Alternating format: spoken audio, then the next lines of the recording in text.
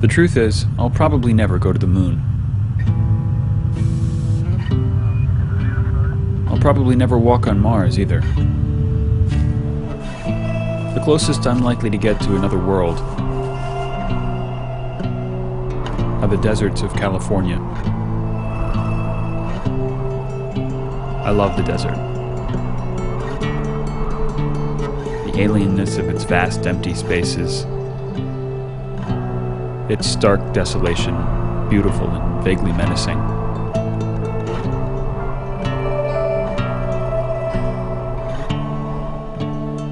How the endless horizon both swallows you up and scales you down, making all human endeavors seem almost comfortingly trivial. My favorite part of the desert is a place not a lot of people know about. It's a land of extremes and contrasts, where sublime landscapes like this are framed against scenes of the apocalypse come early, like this.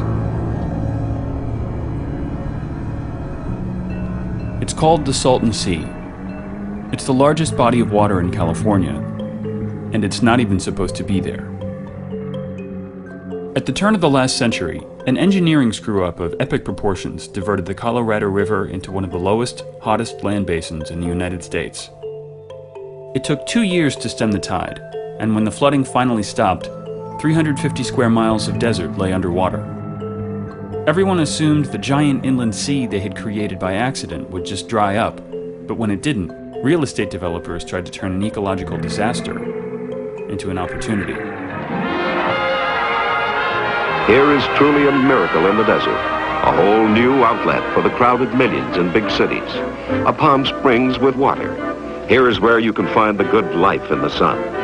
Today, the Salton Riviera, beside the blue Salton Sea, is the place for you to take charge of your future. You can come as you are, no reservations required. Enjoy life at the Riviera.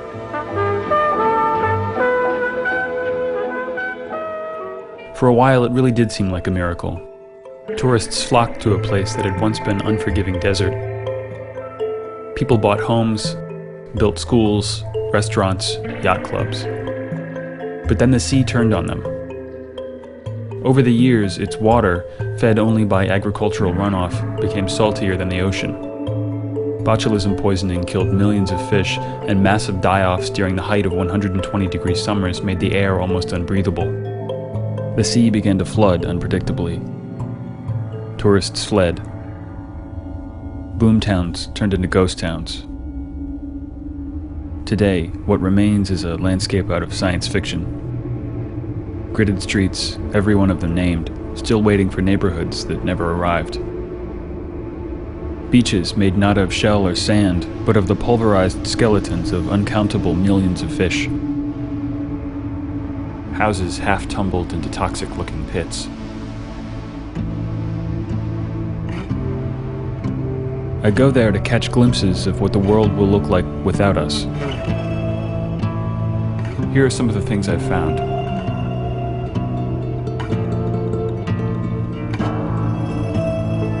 The rusted-out hull of half a car. An abandoned spa where the wealthy once bathed in mud and mineral water. Amazing incrustations of cobwebs and rust. A realtor's office, long since closed. An old army base, its land made uninhabitable by unexploded bombs. Ominous warnings painted on walls.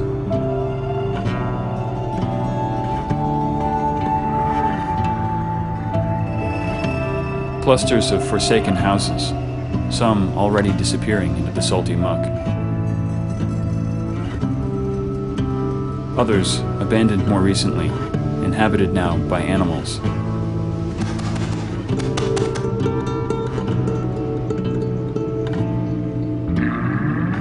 Copper wiring stripped away by thieves. Belongings not worth stealing strewn around madly, as if the people who lived here had left in a desperate hurry. Shoes. Photos. Pieces of the puzzle of what happened to these families, some of them surrounded, literally, by puzzle pieces. At the edge of it all, A shocking burst of color. A mountain made from mud and straw, telephone poles and truck tires, and 100,000 gallons of paint. All of it built by one man, over 30 years. He still lives there, in an old trailer with no electricity or running water. I spent 18 years maybe putting that big God is love out there, and 12 or 14 years building this. Evidence of his labor is everywhere.